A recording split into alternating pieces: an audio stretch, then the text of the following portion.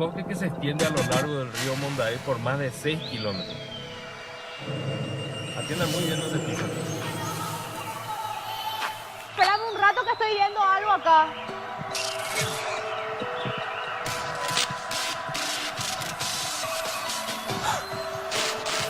Puta, no le quites fotos, da mala suerte, vamos. Ahogamiento, suicidio. Hay muchas cosas en este lugar. Que han muerto mucha gente. Raro es que todos sacaron fotos del lugar, incluso yo. ¿Por qué no salió en la mía? Sentí anoche algunas manifestaciones. Siento que algún espíritu me está siguiendo.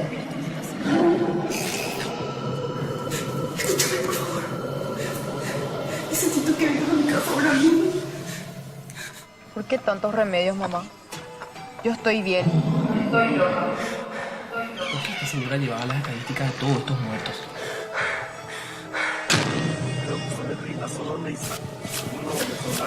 De los cuerpos de los poseídos. Lo que le ocurre a ella no es un buen empresario. Es su vida la que está en peligro.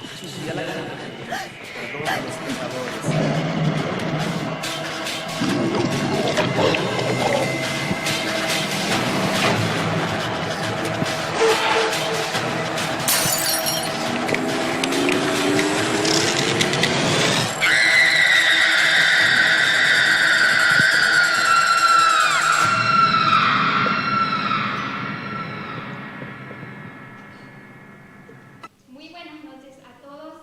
Sean bienvenidos a nuestro primer programa. Esto es Hablemos. Por hoy del cine. El cine es considerado el séptimo arte, un arte que requiere el uso del cerebro, tanto en la persona de quien lo aprecia como también de quien lo realiza. Es cultura popular. Es el espejo del alma de un pueblo. Así como un escritor necesita de una pluma, el pintor de un pincel, el cineasta necesita de todo un ejército para contar una historia. Y la mejor manera de contar una historia es haciendo una película. Y la filmación de una película es todo un mérito artístico. Por eso, en esta noche nos estaremos enfocando en la cinematografía paraguaya, específicamente de Ciudad del Este, y todo lo que implica un trabajo de preproducción, producción y postproducción de un material. Para eso, en conducciones hoy me acompaña un caballero, Carmelino Gamarra. Buenas noches y bienvenido. Muy buenas noches, Estela. Muchas gracias por la presentación. También, antes de comenzar todo esto, le queremos agradecer a la decana de la Facultad de Filosofía, la licenciada Blanca Totile de Moreno, por permitirnos estar aquí. También a la licenciada Liliana Martínez por apoyar este emprendimiento y, por supuesto, a nuestros invitados y a todo el equipo que está trabajando para que este programa salga al aire. Esto es Hablemos y esta noche vamos a hablar de cine. Para eso vamos a estar realmente, tenemos un programa cargado de noticias en el mundo cinematográfico. Para eso se encuentra David Miranda, quien es productor general de la película Gritos del Mondaí, quien realmente hoy nos acompaña. Muy buenas noches, David, bienvenido. ¿Qué tal, Carmelino? ¿Qué tal, Estela? Muchas gracias por la invitación. Bueno, estamos para compartir con ustedes todo lo que fue nuestra experiencia de Gritos del Mondaí. También contamos con la presencia de Jonathan Cardoso, uno de los responsables de la filmación de la película. Muy buenas noches, Jonathan. Buenas noches para hoy y para todos los presentes esta noche, y vamos a compartir sobre cine. Exactamente, y compartir justamente de cine. ¿Cómo fue la función, hablando ya directo, tu participación dentro de la película Grito del Mondaí? Y mira, mi participación, o sea, aparte de mí, ¿verdad? Yo estuve trabajando mucho al lado de José Noguera, ¿verdad? Que fue el DF de la película, y estuvimos trabajando durante casi 3 años detrás de la película, y fue una experiencia única, ¿verdad? Más que una experiencia, aprendimos muchísimo, ¿verdad? y logramos muchas cosas que ni siquiera nosotros creíamos que íbamos a lograr, ¿verdad? En tan poco tiempo, vamos a decirlo, porque hay producciones que, como 7 cajas, por ejemplo, duró 5 o 6 años, ¿verdad? Y así, ¿verdad? ¿Y cómo nació esa idea o cuándo descubriste que te gusta justamente en la parte de cámara? Y mira, la parte audiovisual nació en mí desde los 9 años. Cuando tenía 9 años, yo me fui con mi papá, ¿verdad? Que ya está en el cielo, hace poco nos dejó. Nos fuimos a Asunción en el estudio de Telefuturo, ¿verdad? Y fue ahí que yo me quedé maravillado por todo el mundo audiovisual y ahí empecé a emprender, a investigar. Empecé a comprar una camarita, empecé a filmar cosas en la casa, qué sé yo, cumpleaños familiares y así. Y fui evolucionando. Después me incursioné en la televisión. Estuve en Canal 13 durante 4 años. Después me independicé, abrí una productora que es New Focus y que de la cual depende hoy en día Brand HD, que es Canal 4 en Telecable, y que también fue parte de la producción de Gritos de Mundabe, que tema de equipamientos, cámaras, luces y demás cosas. David Miranda, ¿puedes comentarnos un poquito acerca de cómo nació tu pasión hacia el arte? Y en realidad yo creo que comenzó con los famosos cortos que uno practica en casa.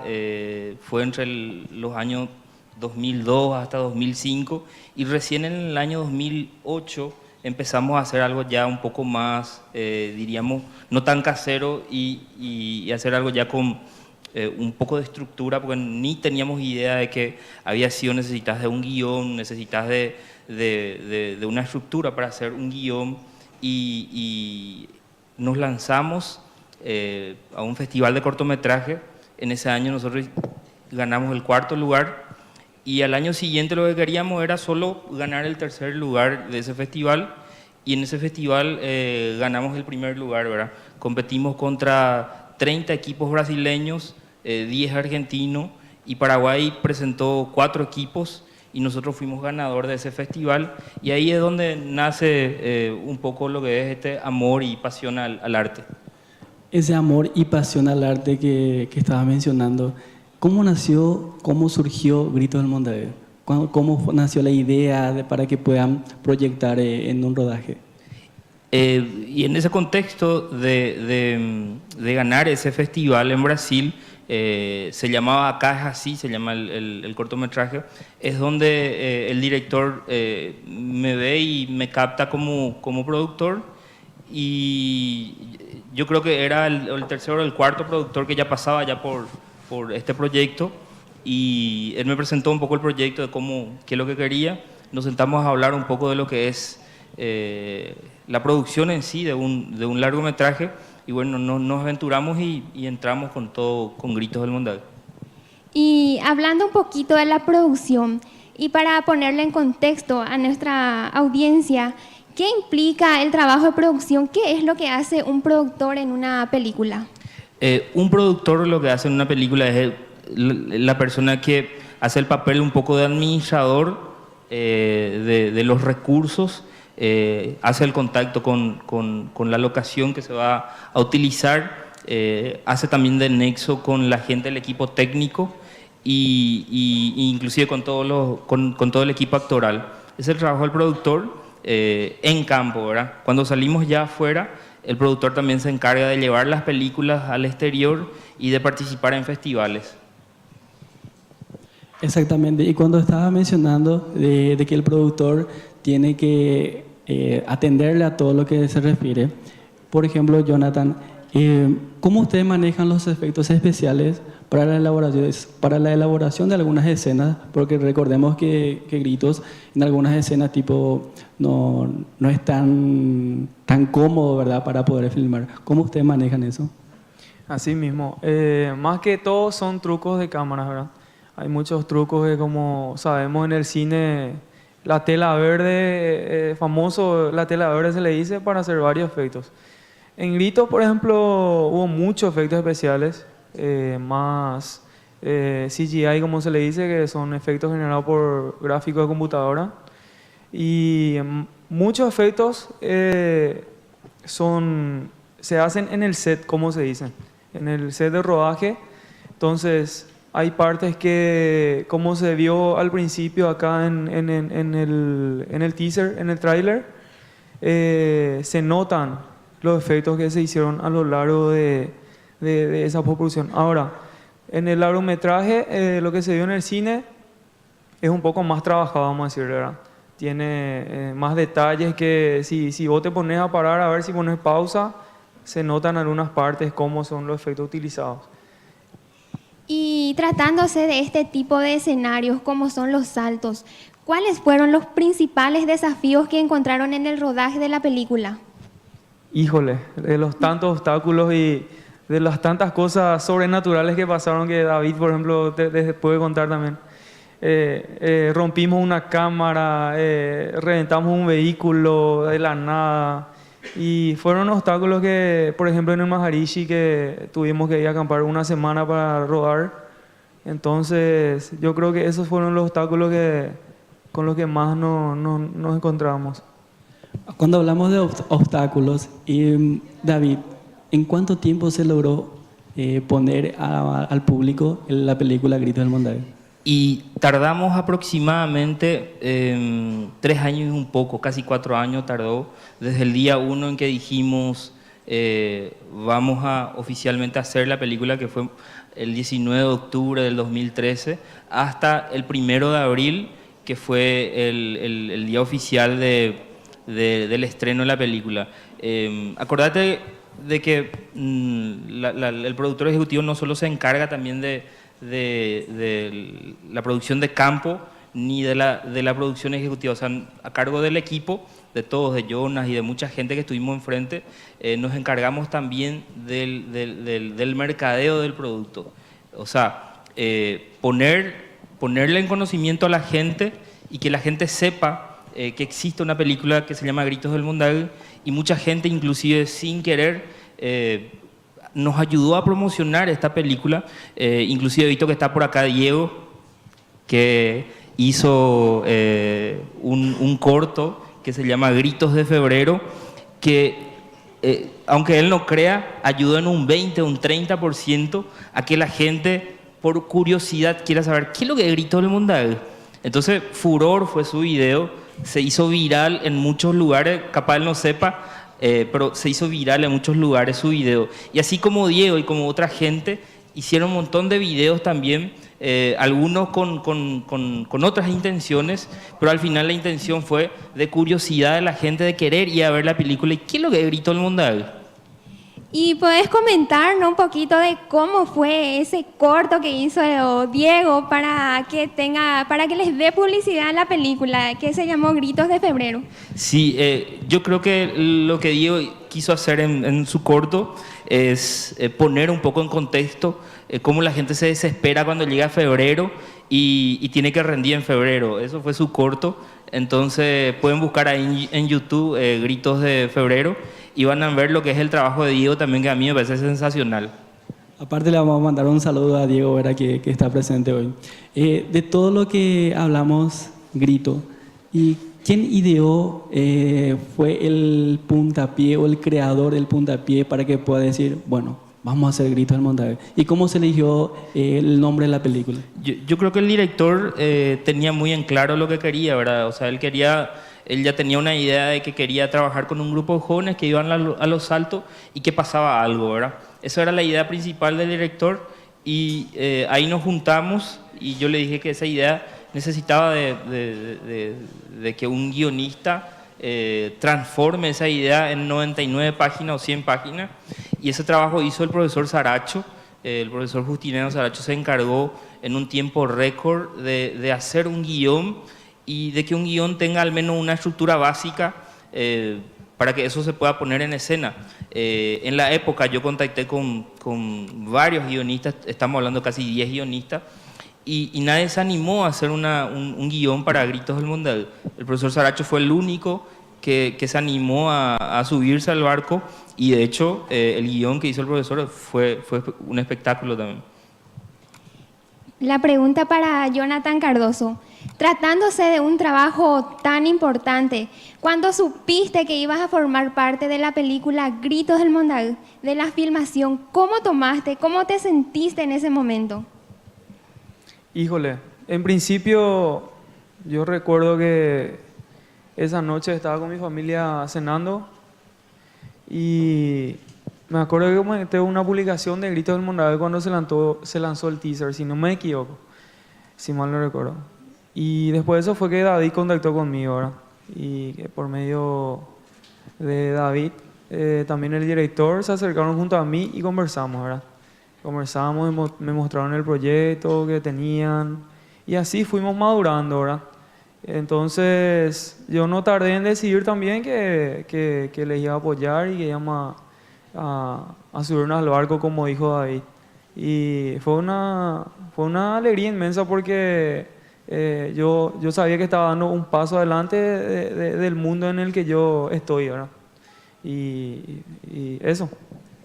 Cuando nos acercamos a un cine para ver una película, vemos la película, pero no sabemos las personas que trabajaron para que se pueda realizar esa película. ¿Cuántas personas, el equipo humano, tuvieron que trabajar para esta película de Grito del Mondaú de David? Aproximadamente 350 personas estuvieron detrás de lo que es Gritos del Mondaú, entre equipo técnico, actores, extras y personas que inclusive colaboraron dentro de lo que es la propuesta de Gritos. Estamos hablando también de maquilladores. Natalia Aquino estuvo ahí maquillando a toda la gente durante un buen tiempo. José hacía de un poco de director de fotografía, de cámara. Hicieron un trabajo en conjunto con Jonathan Cardoso. Y bueno, o sea, tenemos un equipo grande dentro de lo que fue Gritos del Mondaú. ¿Y cómo fue el proceso de selección de personas, de equipos técnicos, de actores, de directores, para poder realizar este gran trabajo? Héctor ya tenía un material hecho anteriormente. Él inclusive no lanzó esa película que se llamaba Yo Quiero. Él tenía un grupo de actores que ya trabajó. De ese equipo se seleccionó creo que 10 o 15 personas y ese grupo fue que se unió a lo que es Gritos del Mondaú y de nuevo se hizo ahí un casting, recuerdo que fue en el Centro Hotel y se hizo con la ayuda de Guido, que es un psicólogo. Él se encargó un poco de la selección y Guido Alarcón, para la gente que no le conoce, Guido Alarcón. Entonces ahí fue donde surge un poco el casting y donde yo también me uno al equipo para empezar a trabajar. Acuérdense que Gritos del Mondaú ya empezó casi 1 año y medio antes, yo me uno al equipo después. Yo era el tercer productor que acompañé este proyecto. Cuando hablamos de productor, sabemos lo que conlleva el trabajo de que el productor tiene que conseguir todos los recursos, los equipos, el tiempo. Cuando hablamos de tiempo para que puedan rodar la película, ¿cómo ustedes se manejaban? Porque me imagino que cada persona trabaja aparte, entonces, ¿cómo ustedes se coordinan para que puedan llevar a cabo una escena?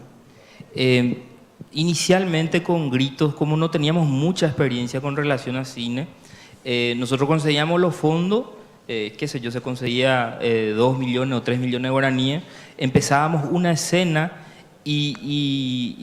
o 3 o 4 escenas durante una semana, se terminaban los fondos y parábamos, ¿verdad? Así seguimos durante 2 o 3 años.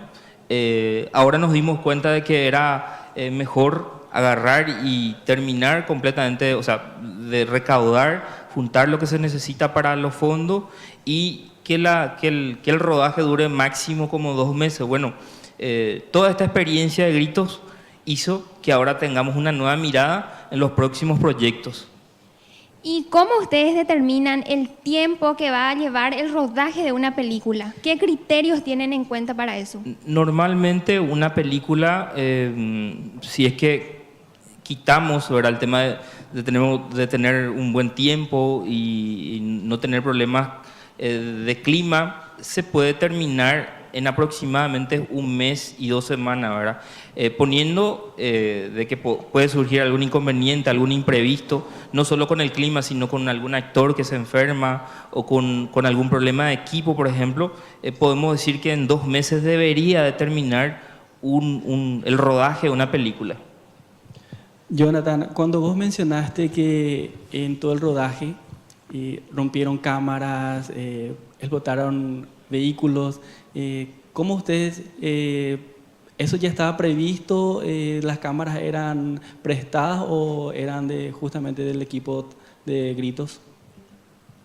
Y mira, la verdad que como te dije hace rato, muchas de las cosas eran en el Maharishi, al menos, o durante el rodaje de gritos habían cosas sobrenaturales, te voy a decir, desde mi punto de vista.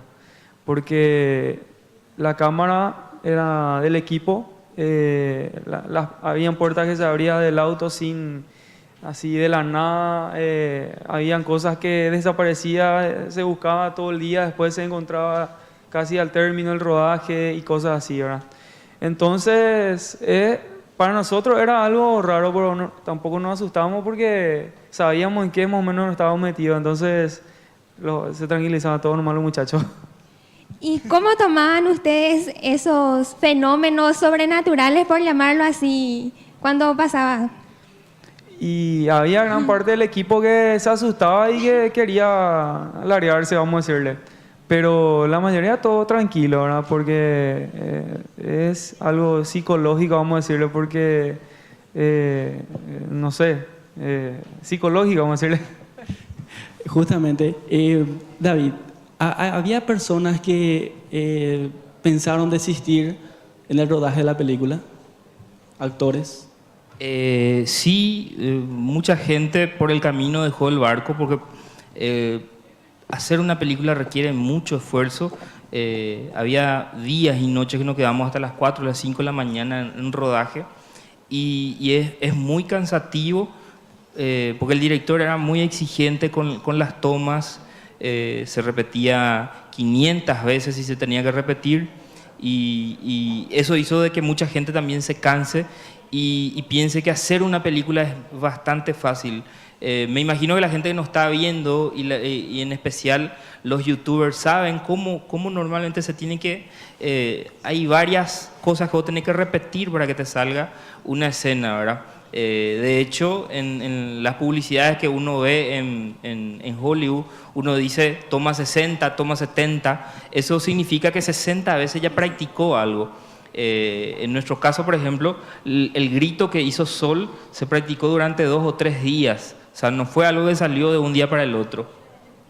Y teniendo en cuenta estos factores que a veces puede ser negativo para un productor, ¿qué cualidades debe desenvolver el productor para poder realizar una película?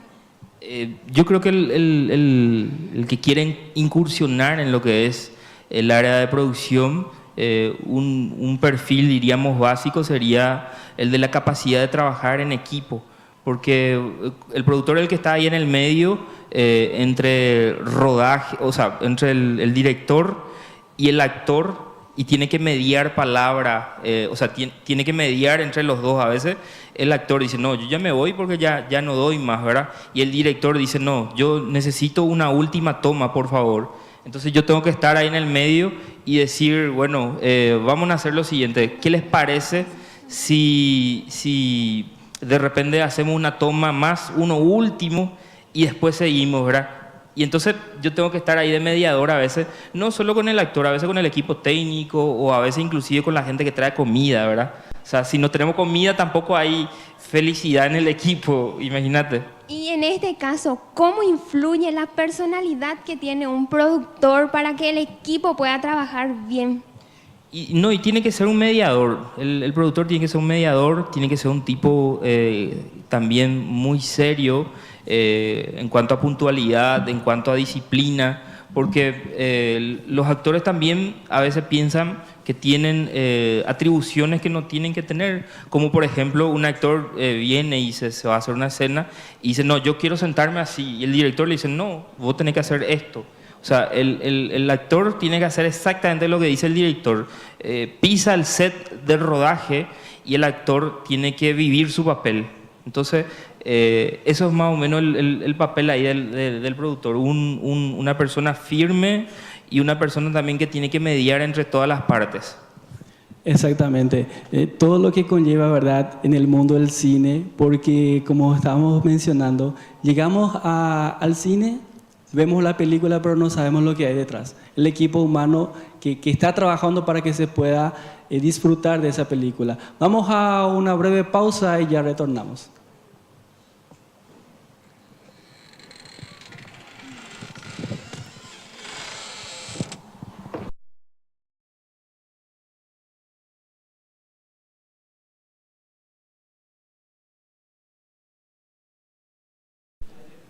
Retornamos, esto es Hablemos de cine. En el cine hay muchas facetas que debemos estudiar y también tenemos que valorar a las personas que hacen posible para que nosotros podamos divertirnos sanamente con la familia, con los amigos, disfrutar de una buena película. Pero antes que todo le queremos saludar, que nos encuentra con nosotros aquí en el público, Jonas, que es alumno investigador de la Universidad de Oxford. Muchísimas gracias por venir. Y también, antes de volver con David y también con Jonas para hablar más sobre todo lo que conlleva llevar un plan de rodaje a las pantallas grandes, vamos a mostrar un video, una recopilación de todas las películas paraguayas que se ha hecho desde las primeras películas hasta nuestra actualidad. Vamos al video.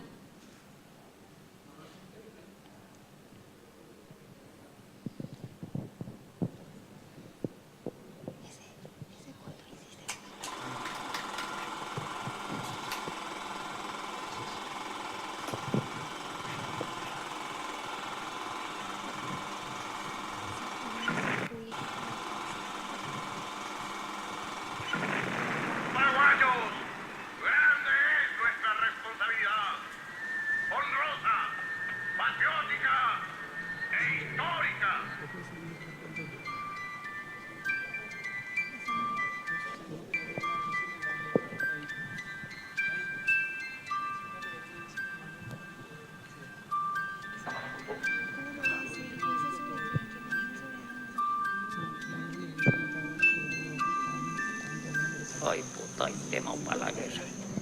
¿Qué coño que ahí? ¿Ese mina? La que llegó Justino. Ya de Yucatán te voy ni guay. Ani mombiru mi será Huawei. A cuenta putasha ñore.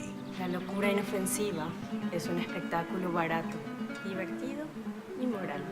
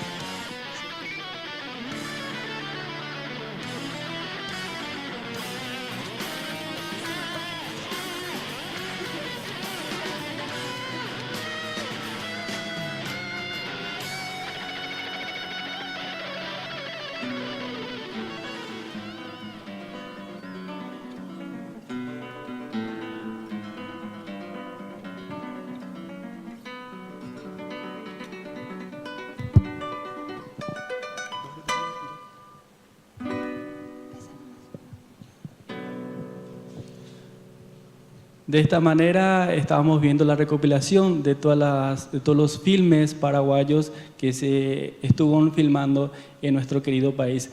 David, vamos al grano.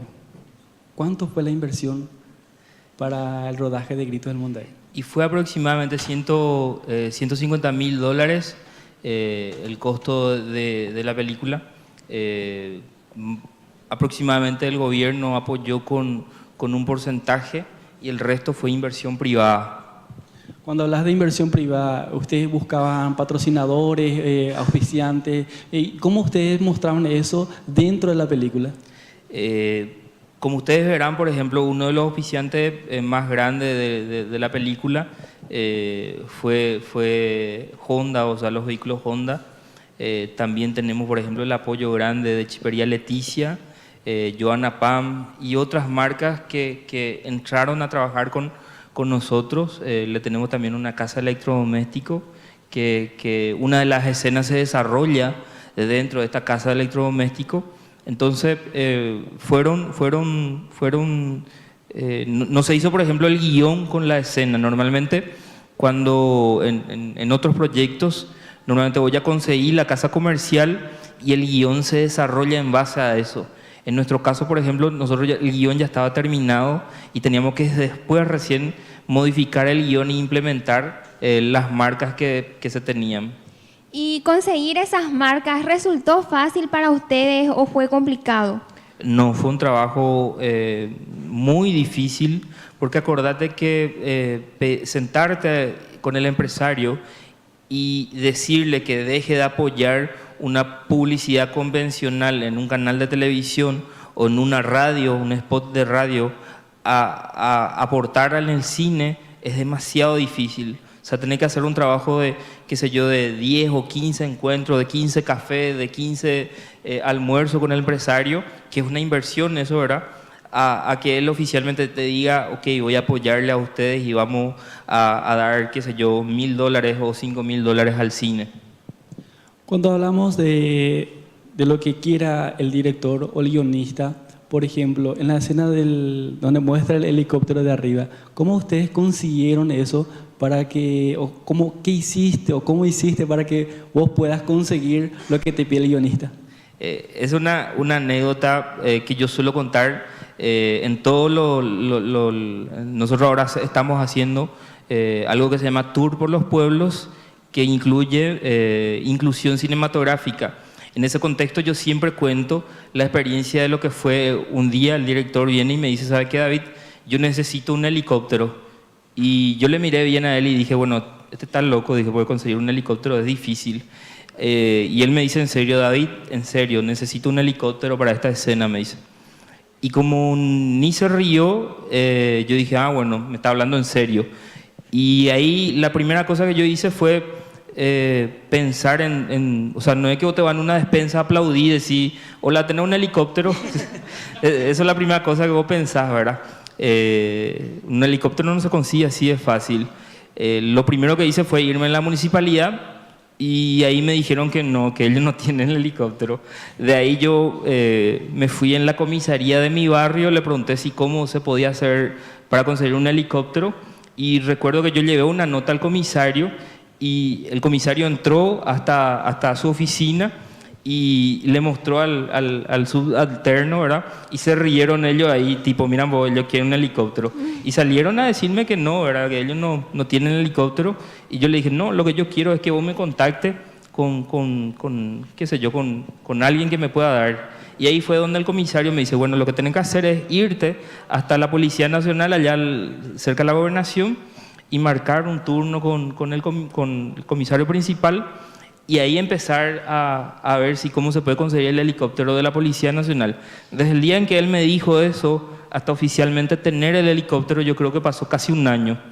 Y fue un proceso bastante largo hasta que oficialmente se consigue el helicóptero para Gritos del Mondal. Y ese día que se consigue el helicóptero, me llama el piloto y me dice, ¿sabe qué, David? Las 9 tenemos que hacer la toma porque las 10 yo tengo que estar en Curuguatú porque ese día se tenía que hacer la reconstrucción de crimen. Entonces yo me voy temprano, casi las 7 yo me voy con 150.000 guaraníes que era para pagar el combustible, porque me dijo que solo el combustible tenía que pagar. Entonces yo llego con los 150.000 guaraníes, le paso al piloto y él mira la plata y me dice, ¿y esto? Me dice, ¿verdad? Y bueno, y él por el combustible le digo. Y me dice, por esto no vamos a volar ni 5 segundos, me dice. ¿Y cuánto necesita entonces? Le digo, ¿verdad? No, mínimo tenés que darme 800.000, me dice. Y como nosotros todo esto era pulmón, o sea, nosotros no teníamos una estructura de desarrollo, yo me fui de nuevo al equipo y empezamos a hacer la famosa vaquita para juntar de a 10.000, de a 50.000 y al final yo creo que juntamos algo así como 500. Me voy de nuevo, le digo al tipo y me dice, no, necesitamos 800, me dice. Y me dice, tenés 30 minutos para conseguir, porque si vos no me conseguís en 30 minutos toda la plata, yo me voy directo ya a Curuguatú, me dice. Hicimos con Jonas y mucha gente, hicimos de todo, conseguimos la plata, yo me voy, llego y le doy la plata al piloto y en eso le llamo ya al director para decirle que el helicóptero ya iba a salir y que necesitábamos de que el actor esté ahí. Al final me dice, Héctor, no tenemos más tiempo, tenemos que empezar ya el rodaje, agarrar un traje, subite en el helicóptero y vení, me dice. Y así es donde yo aparezco en una de las escenas de Gritos del Mondadeo. Y bueno, fue una escena, sí, como fiscal. Esa escena, por ejemplo, de justamente que nos estaba comentando de las experiencias del tema del helicóptero, ¿cómo fue para que ustedes puedan filmar esa parte, que ustedes que están encargados de las cámaras? Me imagino nomás ya la anécdota. Y la verdad que era un proceso muy complicado porque tenía que ser perfecto por el tema de la sincronización, ¿verdad? Porque esa toma es una toma aérea y que hicimos con la gente de Flycam. Entonces, teníamos que primero coordinar el tema del GPS del dron, porque son drones grandes, octocópteros se le dicen, y en donde van unas cámaras, o sea, una de las cámaras que nosotros usamos, no son iguales, pero son un poco distintas a las de los drones convencionales, como se dice. Y entonces, coordinar eso, coordinar que el piloto levante, que haga el retroceso, coordinar las tomas, es una cosa de loco, ¿verdad? Y en cuanto a las escenas de noche que tuvieron que grabar, ¿cómo hicieron para conseguir imágenes tan nítidas? Y primeramente, motores generadores. Pero hubo un obstáculo primero con los motores generadores porque los motores emiten un cierto nivel, o sea, un decibel, ¿verdad? En donde no podíamos grabar el audio porque teníamos que hacer aparte. Porque si grabábamos el audio y el video, tenía problema el audio. Y si no grabábamos, no teníamos luces. Entonces teníamos que hacer todo aparte y era todo un obstáculo en ese aspecto. Verónica Gómez se encuentra con nosotros al otro lado del auditorio con más informaciones. Buenas noches, Verónica.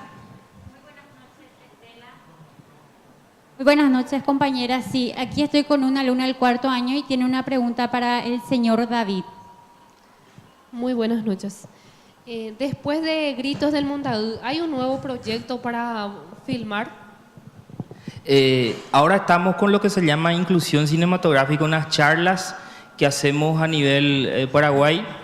Yo creo que vamos a estar un tiempo más con las charlas y después enfocarnos en proyectos futuros. De hecho, hay un trabajo que se está haciendo, o sea, el director por su parte está haciendo un trabajo, nosotros por nuestra parte estamos haciendo otro trabajo y yo creo que en algún momento dado él va a dar a luz su proyecto, así como nosotros también vamos a dar a luz nuestro proyecto.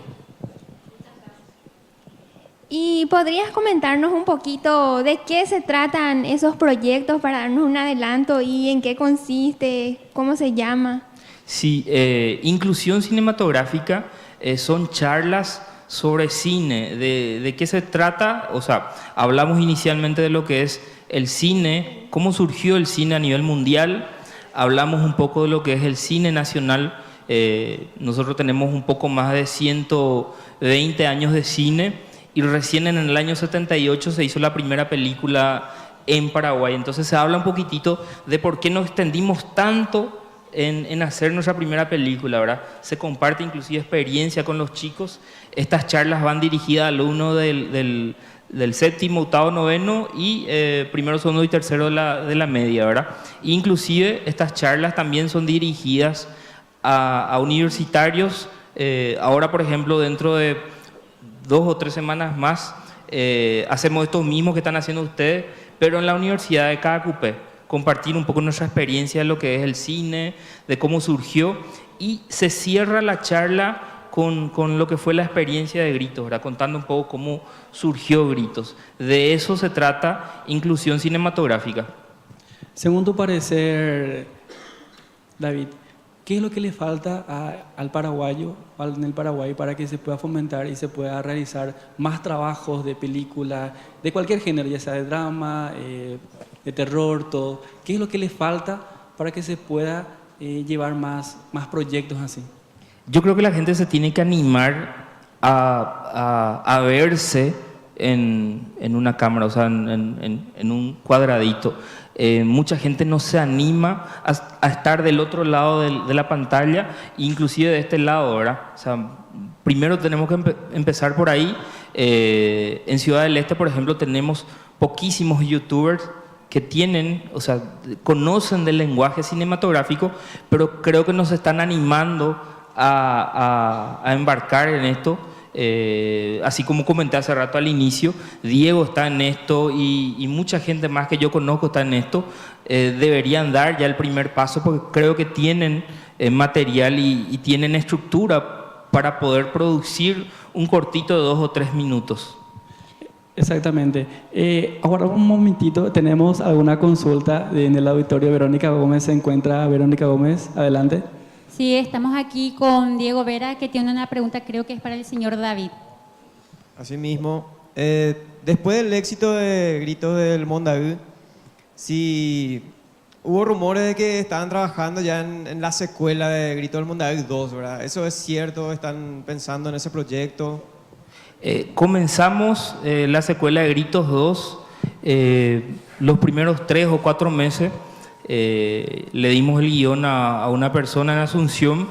Al final esa persona nos devolvió el guión y no nos llenó lo que el guionista hizo, o sea, no le llenó al director y mucho menos a nosotros desde la producción, porque significaba un alto costo de producción, porque hablamos de hacer, por ejemplo, unas tomas en la isla que está frente al Puente de la Amistad. Lograr entrar ahí y hacer unas tomas es difícil. Lo que Gritos 2 proponía era hacer un poco, entrar en el neuropsiquiátrico y trabajar desde ahí. Pero al final esto no prendió desde un guión. Entonces lo que se está pensando es pasar esto de aquí a 3 o 4 años, que madure más la idea. Y en ese contexto de que el director está empezando un camino y nosotros desde la producción estamos viendo también otro camino. Los dos estamos apuntando por un género que es bastante difícil también, que es un género de acción y tiene un alto costo. Entonces no es fácil entrar en esto. Necesitamos el apoyo de ustedes. Ojalá a partir de estas charlas que estamos haciendo, de este trabajo que están haciendo ustedes, la FAFI, se dé un puntapié y podamos armar un equipo sólido, no solo con Jonas, sino un grupo grande, y se pueda hacer, por ejemplo, como sucede en Asunción, una mesa de cinematografía, y desde esa mesa podamos ayudarnos entre todos. Jonathan, después de la publicación del estreno tan ansiado de Gritos del Mondaú, hubo muchas repercusiones sobre eso, muchas opiniones favorables, como también en contra, que siempre se dan. ¿Ustedes cómo toman eso desde la parte de que ustedes están encargados de la parte de la cámara, de las tomas, de las escenas? Entonces, ¿ustedes cómo toman eso, las opiniones de la gente? Y más que opiniones son muchas críticas constructivas, vamos a decirle, ¿verdad? Como todos sabemos, nadie nace caminando, ¿verdad? Entonces, de ahí partimos y con esa mentalidad. Se hizo algo que yo sepa en Alto Paraná hasta ahora nunca se hizo. Y nada, ¿verdad? Con la mente positiva de que no será la primera y la última vez. Entonces, todos los del equipo técnico pusimos el mayor desempeño y el mejor esfuerzo posible, ¿verdad? Para que salga todo bien, ¿verdad? Y con todos los recursos, o sea, con el poco recurso que teníamos, hicimos una película, y eso es lo que hay que aplaudir, porque muchas personas tiraron críticas que no eran constructivas, pero están ahí, ¿verdad? El día en que hagan algo, ahí podemos sentarnos a hablar. Y actualmente? ¿Tienen nuevas propuestas para realizar nuevas filmaciones de películas, cortometrajes? Sí, hay varios proyectos que en conjunto con acá nuestro productor ahí está, por ejemplo, Sambla Ara, que se está gestando eso, ¿verdad? Están en etapa de, creo que ya preproducción, ¿verdad? Y después varios cortometrajes que la gente nos envía por correo su guión y de acuerdo a eso nosotros vemos si se puede, si no se puede, qué posibilidad hay de hacer. Yo con la productora a muchas personas le inculqué, ¿verdad? Mediante gritos que le empezaron a gustar el mundo cinematográfico y eso, ¿verdad? Entonces lo bueno es que hay mucha gente que se siente, vamos a decirle, una forma así atraída por este mundo, ¿verdad? Y lo bueno es intentar y salir a las calles y filmar, porque hoy en día, aunque sea con un teléfono celular, puedo hacer cortometrajes y con una calidad exorbitante. Todo lo que conlleva un trabajo para realizar una filmación. Comentanos esto de forma muy personal. ¿Se divirtieron? ¿Te divertiste a la hora de filmar? ¿Cómo pasaron el rato detrás de cámara? Y más que divertirse, digámosle, aprendiendo, porque muchas de las locaciones no son locaciones fáciles, vamos a decirle. ¿Salieron muchos bloopers? Sí, muchísimo. Y que David te diga, porque David tiene todo guardado eso, sería bueno algún día publicar y para que la gente vea también el detrás de cámara, porque el detrás de cámara es algo espectacular, es algo que no todos los días se vive, ¿verdad? Y eso es lo que nosotros decimos. Cada etapa de rodaje es algo nuevo y aprendemos algo nuevo. ¿Cuáles serían esas anécdotas que puedan compartir con nosotros, por ejemplo? Algo que nos estábamos olvidando, por ejemplo, Jonas, es aquel día que nos fuimos en Brasil, nos fuimos en Toledo. Nosotros nos inscribimos para un festival y habían como 20 o 25 grupos. Hicimos Yo Quiero Paraguay, ¿verdad? Yo elegí Paraguay, se llama. Jonas trabajó por primera vez como director e inclusive como encargado general del proyecto. Su productora se encargó de casi el 99% de todo lo que es Yo Elegí Paraguay. Y llegamos nosotros en Toledo, entregamos el material. Nosotros hicimos este trabajo, pero con muchísimo esfuerzo y con un grupo grande y con una experiencia ya del primer año de Gritos. Entregamos ese material y de paso vimos también los otros materiales y dijimos, bueno, nosotros vamos a estar entre los cuarto, quinto lugar inclusive. Llega el día en que se tiene que ver el video y el video tenía 2 minutos 31 segundos. Y en la competencia se decía de que el video tiene que tener solo 2 minutos 30. Por 1 segundo no desclasificaron. Al final, cuando nosotros vimos todos los materiales de todo el otro equipo que participó, nos dimos cuenta que nosotros bien que podíamos ganar ese festival, pero fuimos desclasificados por ese 1 segundo, que como siempre hablamos con Jonah, o sea, fue 48 horas de trabajo y de mucho cansancio que se nos pasó ese 1 segundo y bueno, fuimos desclasificados. Bueno, en el auditorio se encuentra con nosotros Alicia López. ¿Quién tiene más informaciones para compartir? Muy buenas noches. Muy buenas noches. Estamos aquí con uno de los participantes, quien realizará una pregunta. ¿Qué informaciones pregunta? ¿Qué tal? Jonathan Cardoso, conozco tu trabajo desde el área de la parte audiovisual. Algo muy interesante que quiero preguntarte como profesional en esa área de edición, filmación.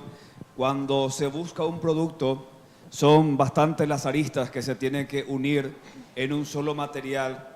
Ese complejo mundo de poder captar imagen y transformarlo en algo digital para un producto final. ¿Cuál fue tu mayor desafío en el momento de ensamblar esa primera idea para tener el resultado? El mayor desafío fue comprimir los archivos. Porque en total el Gritos del Mondaú tiene... ¿Cuánto tenía en total? Son casi 800 teras de materiales en bruto. Imagínate lo que es, imagínense 800 teras de material bruto. Tener que ir cortando, el director eso se va revisando y a la par que va revisando se va encontrando errores que después de haber rodado todo, se tenía que volver a hacer. Y entonces, hay una cosa, vos asumís o volvés a hacer.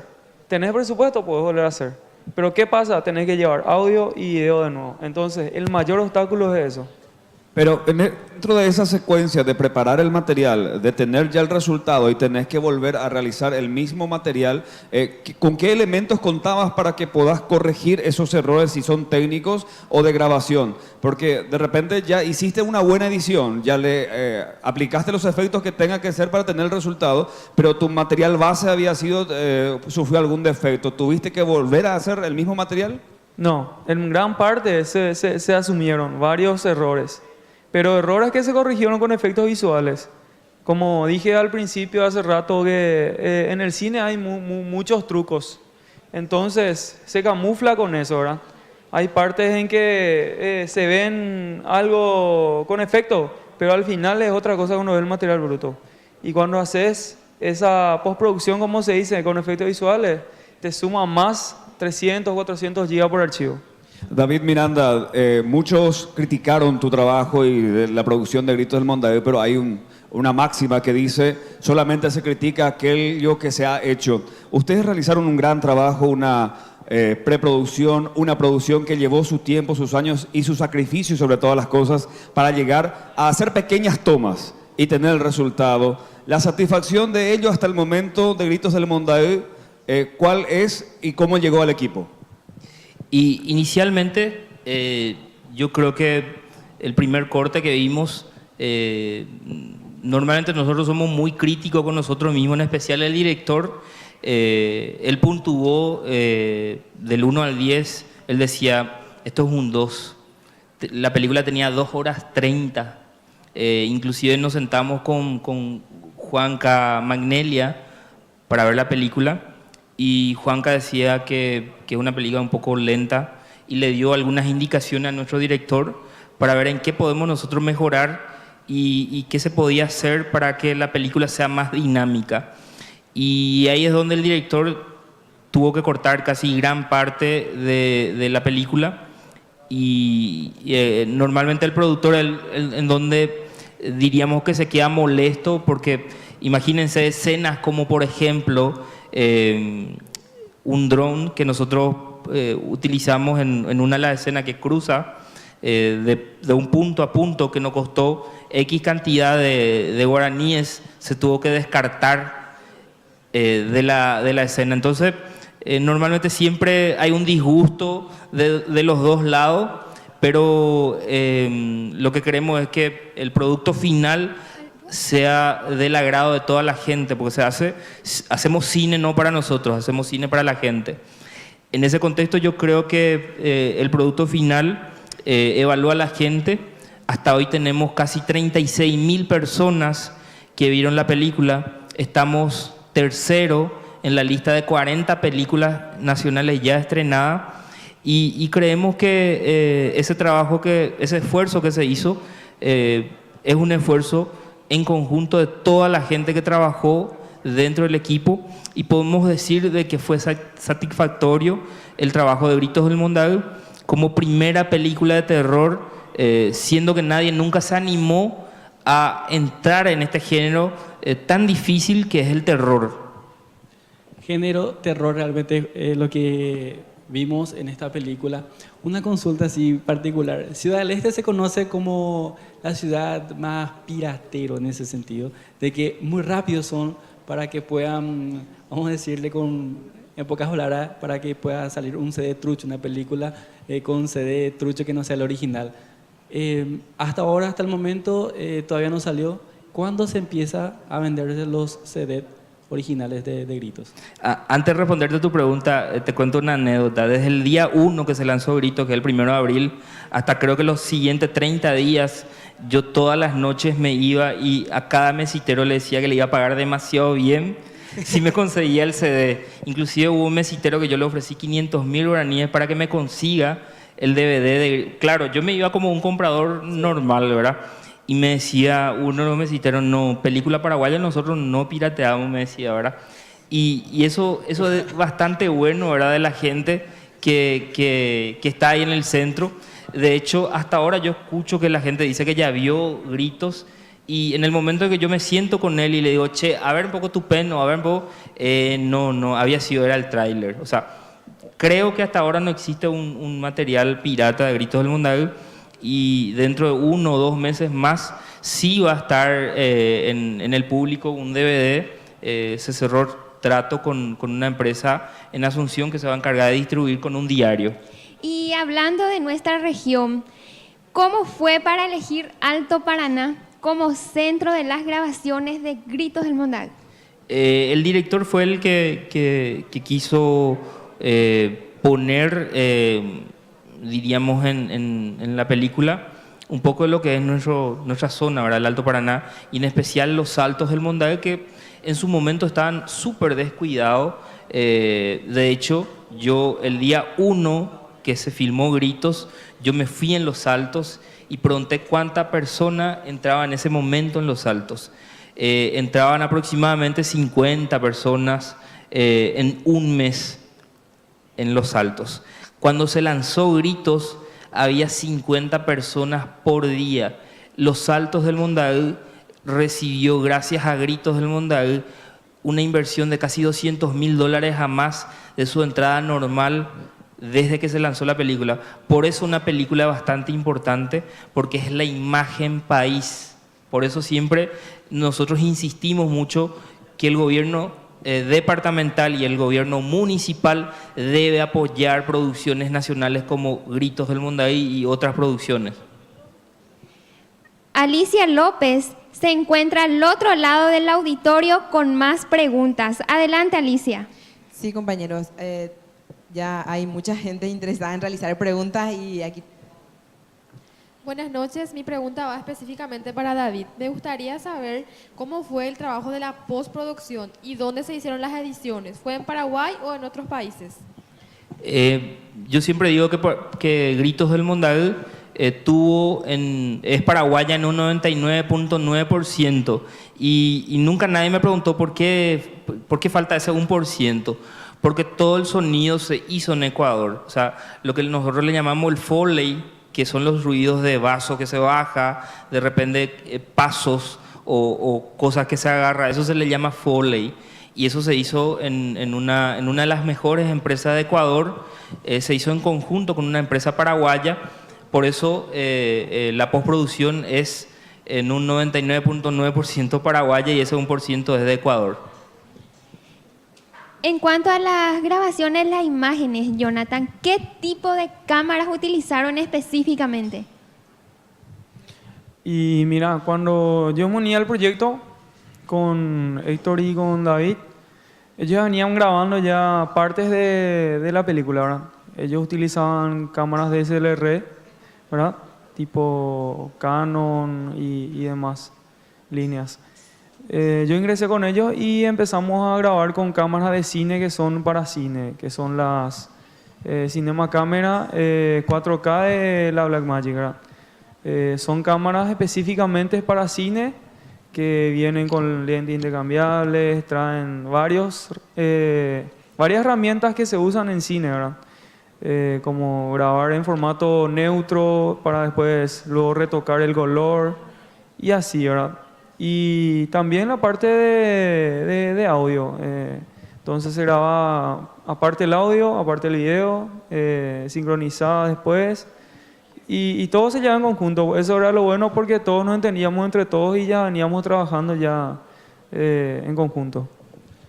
En el otro lado del auditorio se encuentra Verónica Gómez con más curiosidades. Pasamos contigo, Verónica. Sí, aquí tenemos otra persona que quiere hacer una pregunta. Buenas noches. Mi pregunta es para Jonathan. En cuanto a su satisfacción, ¿verdad? En todo el trabajo que ya realizaste, si es que vos te sentís satisfecho con todo lo que ya hiciste o cuál es la visión que vos tenés para tu empresa de aquí en adelante. Con respecto a la película, me decís. En cuanto a tu productora en general. En cuanto a la productora. Y en cuanto a la productora, estoy muy satisfecho porque Grito fue un salto enorme también para nosotros, porque mediante eso muchas empresas vinieron con nosotros a trabajar, vamos a decirle. Tenemos empresas grandes como Itaipú, tenemos la Municipalidad de Ciudad del Este, y varias empresas privadas. Entonces, detrás de eso se vino el canal, que es Paraná HD Ente de Cable, que ahora estamos haciendo también un salto que es con la empresa de Tivo, que dentro de poco estaremos saliendo a nivel nacional, ¿verdad? Y detrás de eso está la productora. Entonces, de todo ese conjunto depende otra vez la productora. Hacer las artísticas para el canal, elaborar spots publicitarios, comerciales para el canal, inclusive, ¿verdad? Ya estuvimos trabajando inclusive con David y Héctor en Asunción haciendo publicidades para varias empresas también. Y entonces es un conjunto de anillos o un rompecabezas que se van uniendo otra vez. Eso es lo bueno. Hace rato vos estabas hablando de un proyecto Sambla. ¿Ustedes siguen trabajando en conjunto, David, contigo, o es un proyecto aparte? La verdad que es un proyecto, vamos a decirle, de otra gente que, como acabé de decir recién, es detrás de Gritos Mondaú vinieron, ¿verdad? Entonces ellos están apostando por nosotros y están dejando sus proyectos en manos de nosotros, ¿verdad? Y eso es lo que se está gestando ahí, ¿verdad? Ponerle que de aquí a unos meses ya vamos a ver el resultado.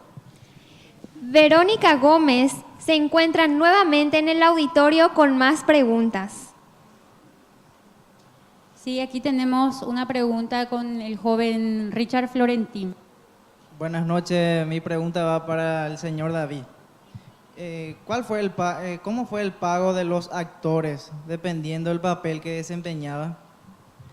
El pago de los actores se dio una particularidad de que en comparación a lo que nosotros inicialmente creíamos pagar, o sea, nuestra base siempre es 7 cajas, o 7 cajas, por ejemplo, le pagó al mejor actor 5,5 millones, por ejemplo.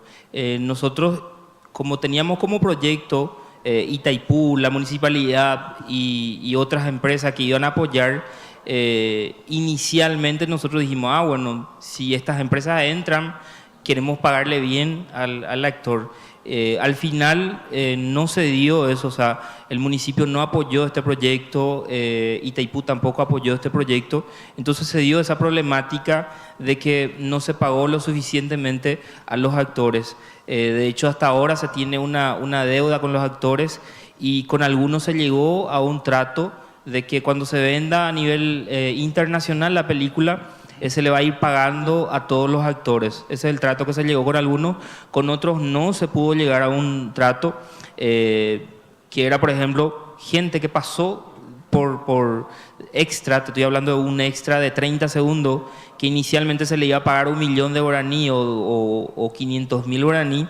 Cuando salió la película y vio que se recaudó casi $200,000, apareció de nuevo, pero no queriendo cobrar 500,000 guaraníes, sino su presupuesto ya era 7 millones, 10 millones, y estamos hablando de un extra Z, o sea, no estamos hablando de un extra principal. Entonces, ahí es donde se da la problemática y eso es algo que tenemos que compartir con todos, por ejemplo, de que cuando se empieza un proyecto, en este caso audiovisual, la primera cosa y lo más importante que se debe hacer es llegar a un acuerdo con un actor y hacer todos los documentos que se tienen que hacer, porque si no pasa esto, ¿verdad? De que un actor viene y aparece y dice, no, tenés que pagarme a mí 50 millones de guaraníes y su función dentro de Gritos es de 1 minuto, o sea, condice un poco con lo que es su actuación, con lo que es su papel y con lo que quiere cobrar. Entonces, eso yo creo que también nos pasó por una falta de experiencia en este ámbito, porque somos nuevos en esto. Y claro, ojalá no pase más esto en las próximas producciones que vamos a tener acá con Jonas. Cuando estás hablando de próximas producciones, entonces está viniendo nuevas películas.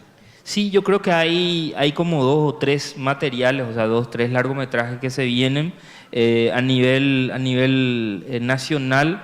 Tenemos aproximadamente 46 películas que están en etapa de preproducción, producción, inclusive postproducción, que normalmente yo creo que cada año se va a ir sumando entre 6 y 7 películas a nivel nacional. Ojalá se animen, así como le estoy insistiendo a Diego, se animen a meterse en este mundo de la cinematografía, y puedan aportar el trabajo de ellos. No solo nosotros que aportamos con gritos, ¿verdad?, sino ellos también aporten y ojalá en el futuro, ¿verdad?, también Jonas se anima a ser un director, porque no es tan fácil ser director, se anima a ser director de un nuevo proyecto y nosotros vamos a ser los primeros que vamos a estar ahí a su lado apoyándole para que él pueda salir adelante y que se pueda animar a hacer otro proyecto y que yo ya pueda estar a nivel internacional trabajando, vendiendo las otras películas, ¿verdad?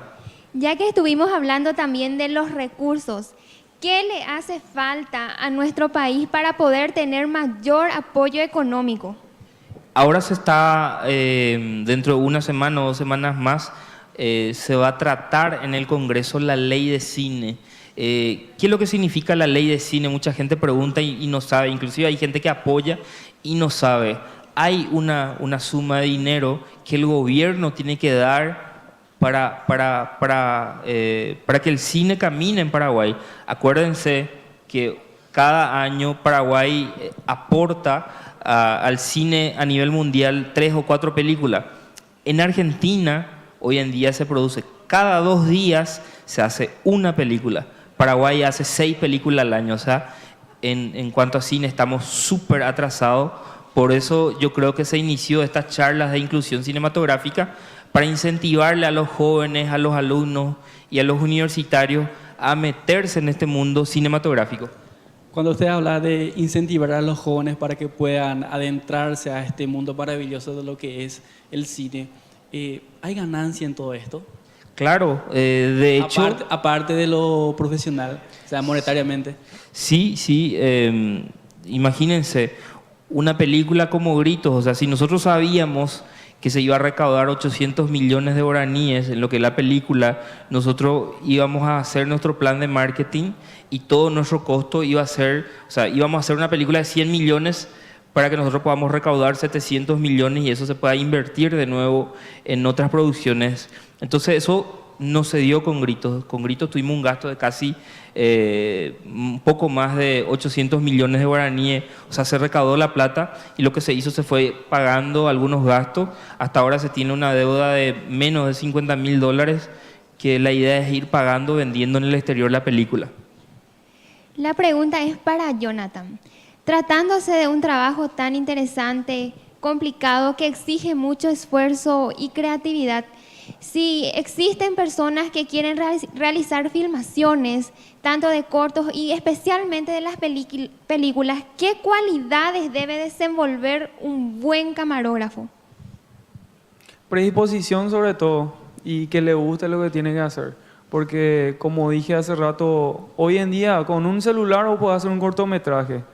Eso agarras, metes en un programa de edición y le haces cortes, le agregas música y puedes hacer muchísimas cosas. Así como hace rato también está diciendo David, los youtubers, los videos que hacen, hay muchos que hacen con un simple teléfono.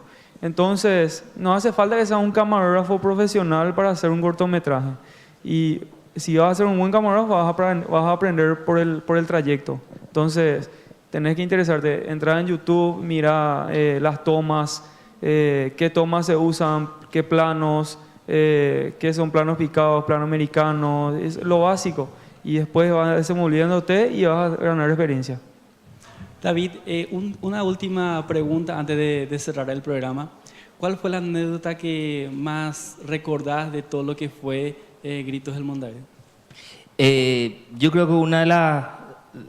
Primero que nada es que siempre nos dividíamos en 2 grupos, que era el grupo que cree en lo oscuro o en todo esto que le llamamos algo que no existe, ¿verdad? En un ente, y está el que cree y el que no cree. Nosotros siempre nos dividíamos en 2 grupos.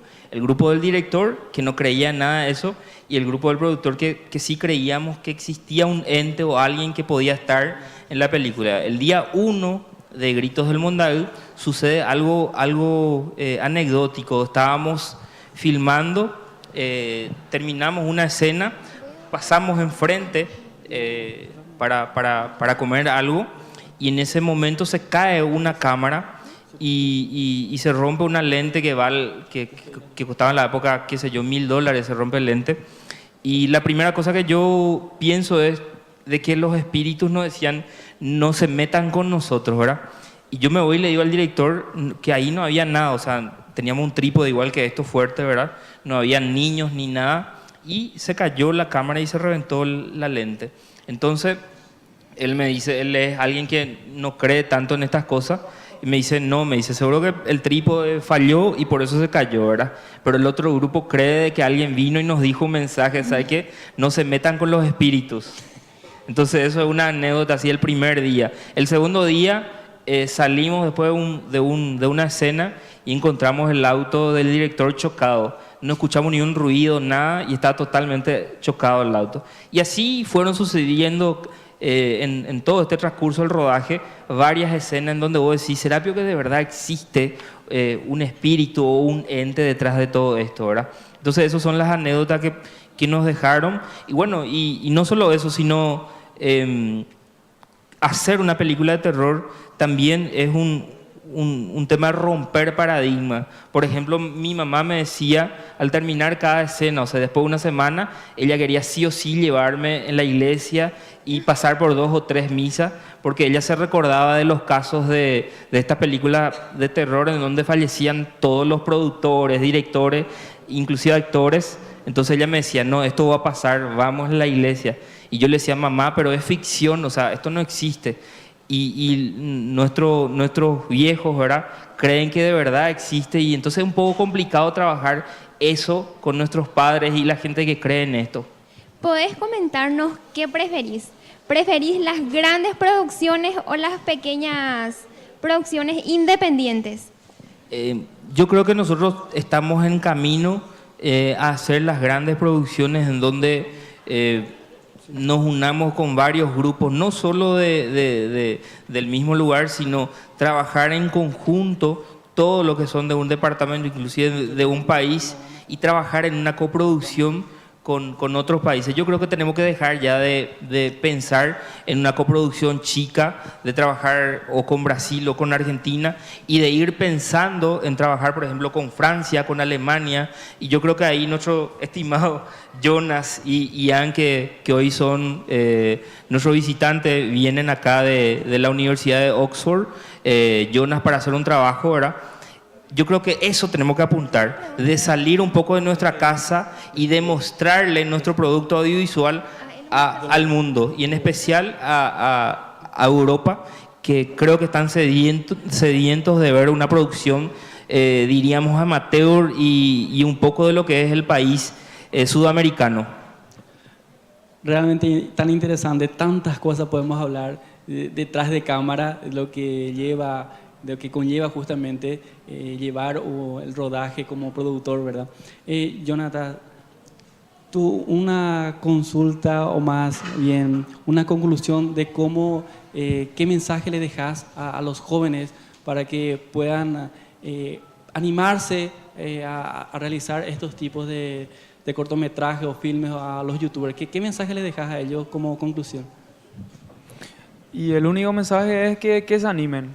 Que se animen a filmar, a hacer, a crear, a buscar, a darle forma a lo que tienen en la cabeza, ¿verdad? Porque muchos dicen, me gusta, pero no hacen nada. Entonces, que salgan a las calles, que se junten con sus amigos, con sus compañeros de facultad, de colegio, y que hagan. El hacer eso es lo que le lleva a grandes cosas, ¿verdad? Y a conseguir lo que uno quiere. Agradecemos también a estos grandes de acá, justamente del Alto Paraná. David, agradecemos tu presencia, gracias por venir. ¿Algún mensaje que quieras dejar? En especial gracias a la profesora Lili, a la gente acá que me acompaña, a Ian, a Jonas, a Sanabria, que también hace parte del equipo de producción del Tour por los Pueblos, a María, a Jonas, por estar siempre acompañando y dándonos fuerza en los momentos difíciles. Así que muchísimas gracias a todos. El cine es la mejor ventana para mostrar a un país en el mundo. Así como un país sin cine sería como un hogar en donde no existe un espejo. Nadie podría conocerse a sí mismo, no podría conocer su rostro. Y en nuestro país quedó demostrado que existen jóvenes talentosos, con creatividad y que son capaces de realizar una película, a pesar de los obstáculos, especialmente las barreras económicas que tenemos. Sin embargo, realizan el esfuerzo por realizar una producción, una superproducción cinematográfica, y eso debemos valorarlo, porque lo hacen con amor y movidos por la pasión hacia el arte. Ese arte que es tan mágico, es tan bello, pero muchas veces es poco valorado por las personas, por las autoridades y por los ciudadanos. Y es necesario que tomemos conciencia de la responsabilidad que tenemos sobre nosotros y darles el impulso, la fuerza para poder llegar a la cumbre, a la cima, y ubicar a la cinematografía paraguaya allá en el primer lugar en el mundo. Y con talento, con el talento que tenemos aquí en nuestro país, se puede. Solo necesitamos de mayor apoyo. Y eso quedó demostrado hoy en nuestro programa Hablemos de Cine.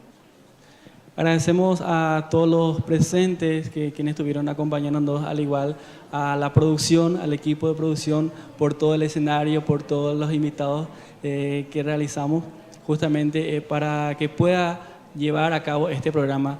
Jonathan, muchísimas gracias por participar en nuestro programa. Ojalá que podamos tener más tiempo de contar anécdotas de lo que fue realmente este magnífico trabajo. Muchísimas gracias por participar. Al contrario, gracias a ustedes y a todo el equipo de producción por la invitación. Y claro que sí, ojalá no sea la primera y la última vez y podamos compartir más experiencias. Ahora, como te digo, tenemos muchas cosas más para mostrar, y inclusive si esto puede servir de herramienta para impulsar a muchas personas más a tirarse al mundo del cine. Agradecemos, Jonas, por tu presencia. David, muchísimas gracias por venir. Estela, ¿algunas palabras que quieras decir? Y agradecerles también a nuestros invitados y a todos los compañeros que hicieron posible la producción de este material, de nuestro programa Hablemos de Cine. Hasta nuestra próxima edición.